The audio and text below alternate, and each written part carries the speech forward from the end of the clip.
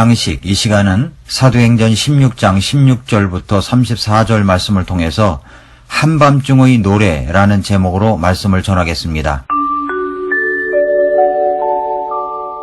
한 외판원이 비오는 어두운 밤에 외진길을 운전해 가다가 그만 타이어에 펑크가 났습니다.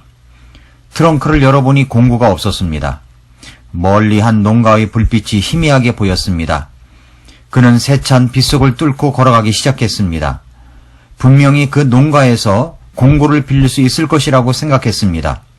물론 밤이 늦었으니 농부는 벌써 따뜻하고 보송보송한 이불 속에서 잠들어 있을 것입니다. 그러다가 이 외판원이 생각이 다른 데로 흘러갔습니다. 아마 어쩌면 이 농부가 문을 안 열어줄지도 모른다는 생각이었습니다. 그런 생각을 하면서 가다가 어두운 밤길을 무턱대고 가다가 그만 돌뿌리에 걸려 고꾸라졌습니다. 신발과 옷은 흠뻑 젖었고 흙탕물이 묻어서 모습이 이만저만이 아니었습니다. 이 외판원은 또 생각했습니다. 아마 농부는 혹시 문을 열어주더라도 아마 이렇게 소리칠 것 같았습니다. 야, 도대체 뭐 때문에 이 시간에 나를 깨우는 거야? 이런 생각을 하자 외판원은 화가 나기 시작했습니다.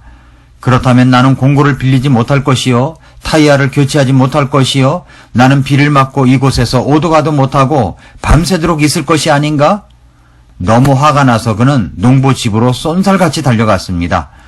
그리고 대문을 부수어지라고 두드리기 시작했습니다. 누구세요? 라는 말에 이 외판원은 소리쳤습니다. 야, 누군지는 네가 잘 알잖아. 왜 공구를 못 빌려주겠다는 거야? 당신만 공구를 갖고 있는 줄 알아? 내 더러워서 네 공구 안 빌린다, 이 치사한 놈아. 좀 어이가 없지 않습니까? 이만큼 우리들의 생각은 내 생각에 큰 영향을 미친다는 것입니다. 뿐만 아니라 일어나지도 않은 일에 대한 지나친 상상력과 생각은 내가 원치 않는 결과를 가져올 뿐이라는 것입니다. 내가 궁지에 몰려있고 위기에 처해 있고 고통 가운데 있다면 생각을 하여야 합니다. 긍정적인 생각, 좋은 생각은 내 앞길을 새로운 전환점으로 만들어 갈 수가 있습니다. 그러나 부정적인 생각과 상상력은 나를 더 깊은 수렁으로 이끌어 나를 파괴시킬 수도 있습니다. 오래전 TV에서 시사 프로그램을 보았을 때 이런 내용이 있었습니다. 인터넷은 사람을 죽이고 책은 사람을 살린다는 내용입니다. 요즘 아이들 학교에서 돌아오면 제일 먼저 찾는 것이 무엇입니까? TV 아니면 인터넷입니다. 하루에 게임과 인터넷을 하는 시간이 어떤 학생은 5시간, 평균 3시간입니다. 결과는 무엇입니까? 아이들이 머리는 좋은데 집중력이 약합니다.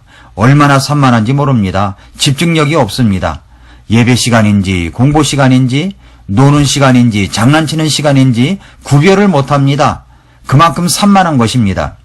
그러다 보니 생각이 없는 사람으로 전락되어 간다는 것입니다.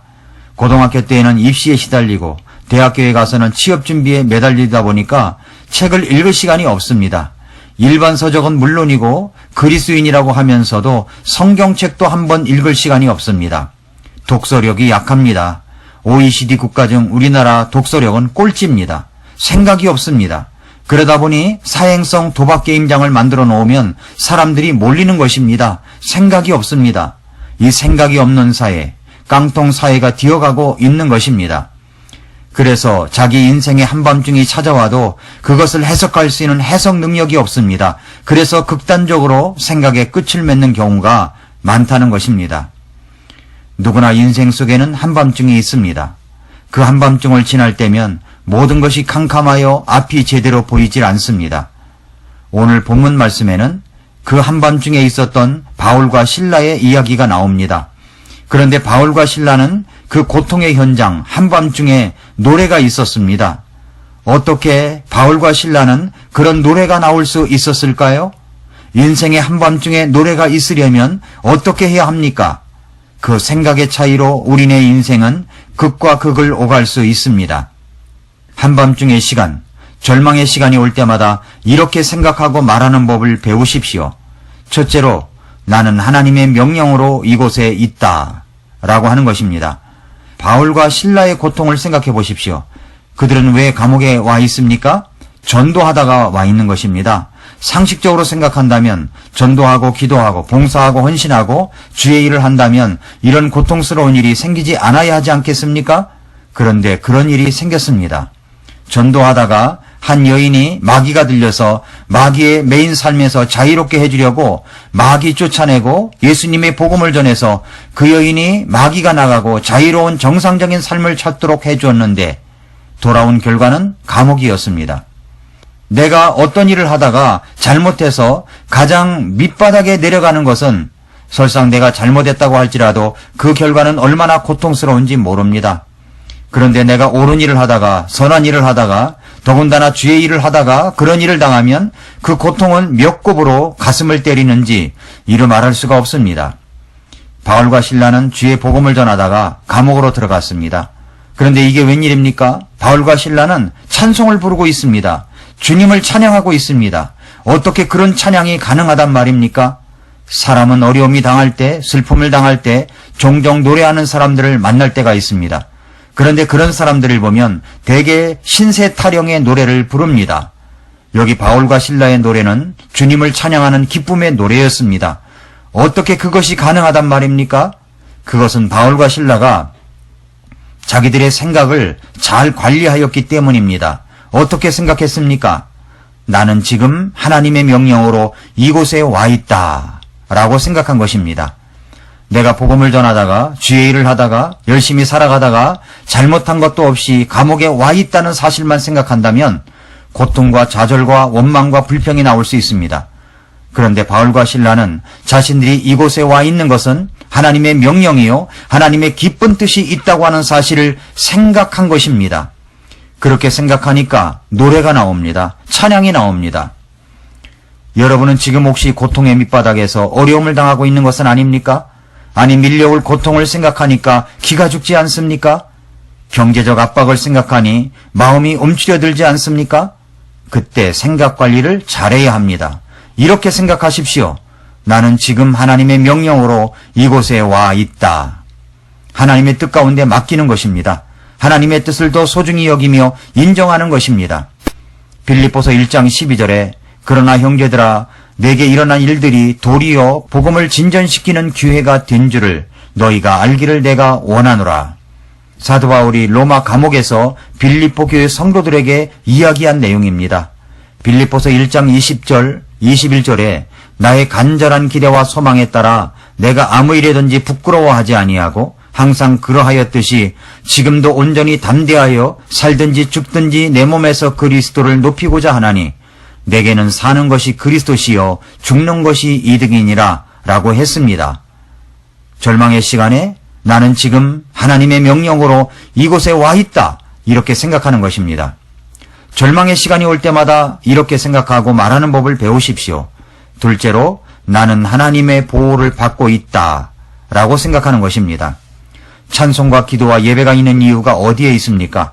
바울과 실라는 하나님의 명령으로 감옥에 와 있고 하나님의 보호를 받고 있다고 생각하기 때문에 찬송과 기도와 예배가 나오는 것입니다. 찰스 스펄전 목사님이 주일 설교를 하였습니다. 그날 설교는 완전 죽을 쓴 설교였습니다. 정말로 무슨 말을 했는지 모를 정도로 엉망진창이었습니다. 말도 더듬고 허둥댔으며 설교가 완전히 망쳤다고 느꼈습니다. 너무나 부끄러워서 집에 와서 무릎을 꿇고 기도했습니다. 하나님 아버지, 하나님은 무에서 유를 창조하실 수 있습니다.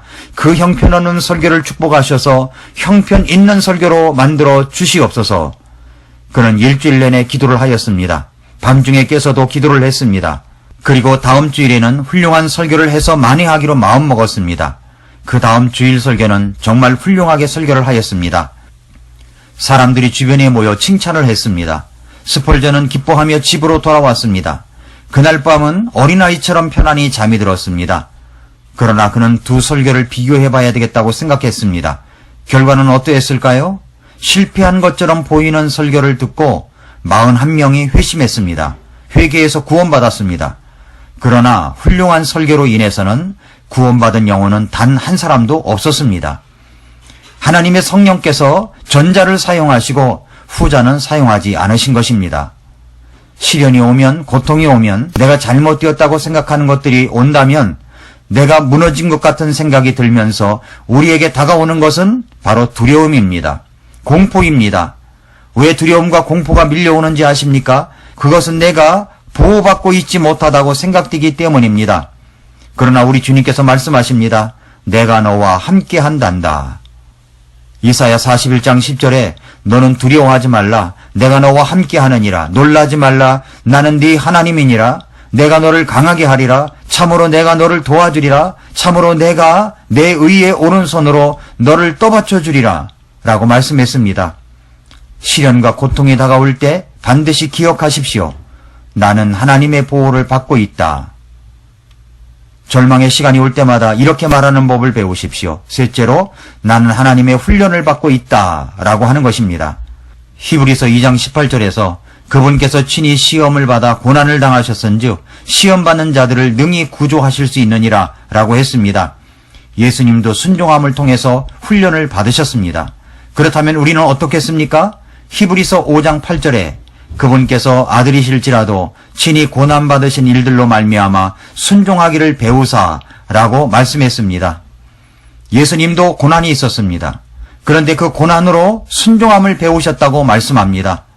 바울과 실라는 고통의 한밤중에 노래할 수 있었습니다. 찬양과 기도와 예배가 있었습니다. 어떻게 그럴 수가 있단 말입니까? 이렇게 생각하면 됩니다. 나는 하나님의 훈련을 받고 있다. 훈련 중입니다. 넷째로 나는 지금 하나님의 때에 있다 라고 생각하는 것입니다. 하나님께서 역사하시어 찬송과 기도와 예배의 능력으로 옥문이 열리고 묶였던 쇠사슬이 풀어졌습니다. 그렇다면 이제 고통의 때가 끝났으니까 옥문을 열고 도망가면 되지 않겠습니까? 그런데 바울과 실라는 어떻게 하였습니까? 감옥문이 열렸는데도 도망가질 않았습니다. 그곳에서 일어나는 고통의 시간이 하나님의 시간, 하나님의 때에 하나님께서 하실 일을 보기 위해서였습니다. 그렇게 하여 간수와 그 가정이 복음을 듣고 구원받고 침례받는 역사가 일어나게 된 것입니다. 고통의 때에 이렇게 생각하고 말하여 보십시오. 나는 지금 하나님의 명령으로 이곳 고통의 장에 있다. 나는 그 고통의 현장에서도 하나님께서 나를 지켜주시는 보호를 받고 있다. 나는 지금 이 고통을 통하여 하나님의 훈련을 받는 중이다. 나는 지금 하나님의 적절한 타이밍에 이곳에 와 있다. 라고 생각하는 것입니다. 사랑하는 성도 여러분, 여러분의 고통의 한밤중일지라도 우리가 노래할 수 있는 것은 우리 구주 예수님의 사랑 때문입니다.